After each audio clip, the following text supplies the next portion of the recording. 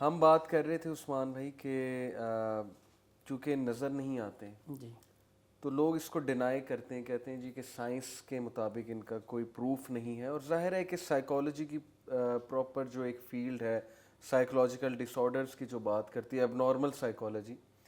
اس میں ظاہر ہے یہی کہا جاتا ہے کہ یہ سپرسٹیشن ہے، جی یہ اصل میں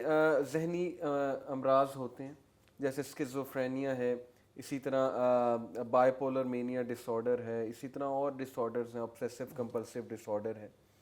تو اس کو کس طرح سے ہم دیکھیں گے کہ ایک چیز نظر نہیں آتی، اس کا مطلب یہ ہے کہ ہم اس کو ڈینائی کر دیں، اس کا انکار کر دیں؟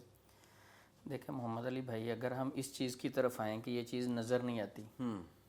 تو پھر تو اللہ رب العزت کی ذاتی طور پہ ہم نے تو نہیں دیکھا، ٹھیک، ہم نے فرشتوں کو بھی نہیں دیکھا، صحیح، ہم نے جنت کو بھی نہیں دیکھا، صحیح، ہم نے جہنم کو بھی نہیں دیکھا، بالکل ٹھیک، پھر ہمیں ان ساری چیزوں کا انکار کرنا پڑے گا۔ جو چیز نظر آئے گی وہ ہم مانیں گے، جو عقل تسلیم کرے گی وہ مان لیں گے۔ حضرت علی رضی اللہ تعالیٰ عنہ فرماتے ہیں نا کہ اگر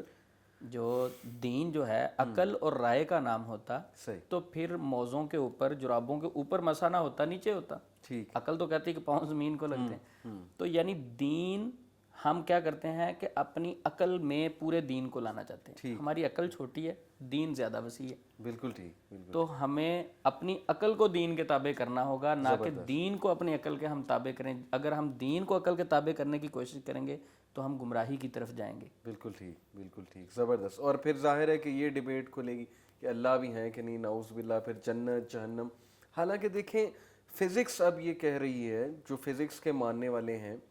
وہ یہ بات تسلیم کر رہے ہیں کہ 3 سے زیادہ ڈائمینشنز ہیں، 11 ڈائمینشن، 10 ڈائمینشن ہیں۔ تو یہ بالکل اسی طرح عثمان بھائی جیسے کہ ٹیبل ہے، اب ٹیبل پہ کپس پڑے ہوئے ہیں، ایک یہ کپ پڑا ہوا ہے، ایک یہ کپ پڑا ہوا ہے، یہ جو ہے وہ کیٹل پڑا ہوا ہے، اسی طرح باقی پلیٹس وغیرہ امیجن کریں پڑی ہوئی ہیں۔ اب ہم لوگ صرف اس کپ کے اندر ہیں، جی ہم وہ دوسرے کپ پہ نظر رکھے ہوئے نہیں ہیں، جبکہ جو اوپر سے دیکھ رہا ہے وہ ہر چیز کو دیکھ رہا ہے، جی وہ اس کپ کو بھی دیکھ رہا ہے، وہ اس کو بھی دیکھ رہا ہے۔ تو اللہ سبحانہ وتعالیٰ